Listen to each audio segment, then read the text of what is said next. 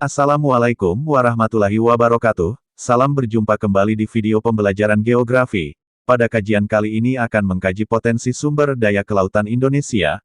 Potensi sumber daya kelautan Indonesia sangatlah besar. Banyak ahli kelautan menyebutkan bahwa lautan Indonesia merupakan wilayah marine mega biodiversity terbesar di dunia. Laut Indonesia memiliki sekira 8.500 spesies ikan, 555 spesies rumput laut, dan 950 spesies biota yang berasosiasi dengan ekosistem terumbu karang.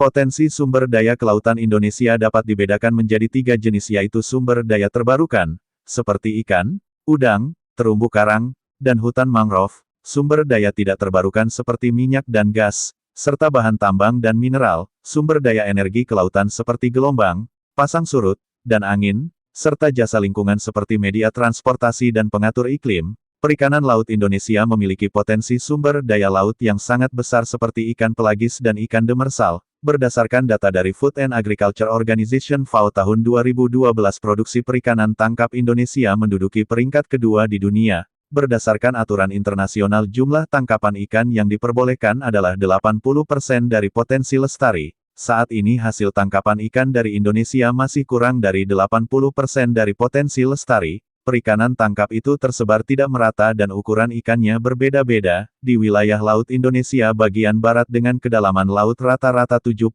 meter, umumnya jenis ikannya berukuran kecil, sementara itu di wilayah laut Indonesia bagian timur dengan kedalaman laut mencapai 4.000 meter, jenis ikan yang berukuran besar seperti tuna dan cakalang. Potensi lestari berdasarkan data Kementerian Perikanan dan Kelautan. Potensi perikanan laut Indonesia terdiri atas 7 jenis ikan, yaitu ikan pelagis besar, ikan pelagis kecil, ikan demersal, udang penait, ikan karang konsumsi, lobster dan cumi-cumi.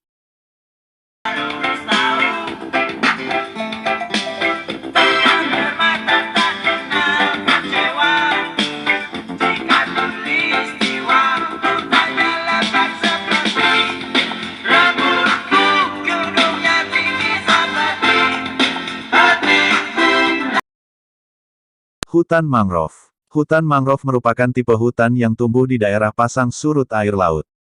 Saat pasang, hutan mangrove tergenang air laut, dan saat surut hutan mangrove bebas dari genangan air laut. Hutan mangrove berkembang baik di daerah pantai yang landai dan berlumpur, di muara sungai, dan laguna. Tumbuhan mangrove dapat tahan terhadap kadar garam air laut yang tinggi. Di mana hutan mangrove tumbuh di Indonesia? Di Indonesia hutan mangrove tumbuh tersebar tidak merata. Menurut UNESCO, tumbuhan hutan mangrove Indonesia mencapai 89 jenis. Hutan mangrove tumbuh di pesisir selatan Papua 3,7 juta hektar, pesisir timur Sumatera 417.000 hektar, pesisir Kalimantan 165.000 hektar, pesisir Sulawesi 53.000 hektar, di pantai utara dan sebagian pantai selatan Jawa 34,4 ribu hektar, serta pesisir Bali dan Nusa Tenggara 3,7 ribu hektar.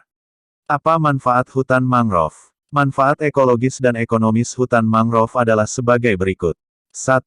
Fungsi ekologis hutan mangrove sebagai habitat binatang laut yaitu berlindung, mencari makan, dan berkembang biak. Selain itu, hutan mangrove melindungi pantai dari abrasi. 2. Fungsi ekonomis hutan mangrove berupa nilai ekonomis dari kayu pepohonan dimanfaatkan sebagai kayu bakar, terumbu karang. Tahukah kalian, bagaimana pertumbuhan terumbu karang? Terumbu karang terbentuk dari kapur hasil kegiatan binatang koral. Terumbu adalah batuan sedimen kapur di laut. Koral menghasilkan kapur untuk membuat kerangka tubuhnya. Ribuan koral dalam suatu koloni akan membentuk karang. Indonesia memiliki terumbu karang terluas di dunia. Luas terumbu karang di Indonesia mencapai 284,3 ribu km persegi atau sekitar 18% luas terumbu karang dunia. Keanekaragaman hayati terumbu karang Indonesia juga tertinggi di dunia. Terumbu karang Indonesia memiliki sekitar 2.500 jenis ikan, 2.500 jenis moluska, 1.500 jenis ujang, dan 590 jenis karang terumbu. Terumbu karang yang terkenal dengan berbagai jenis organisme terdapat di Raja Ampat, taman laut terbesar di Indonesia di Papua, Taman Laut Bunaken di Sulawesi Utara, dan Wakatobi di Sulawesi Tenggara.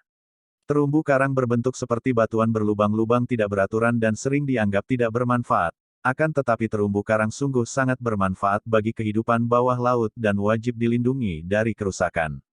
Mengapa wajib dilindungi? Terumbu karang memiliki banyak manfaat, baik manfaat ekonomis, ekologis, maupun sosial ekonomis, manfaat ekonomis, sebagai sumber makanan, obat-obatan dan objek wisata bahari.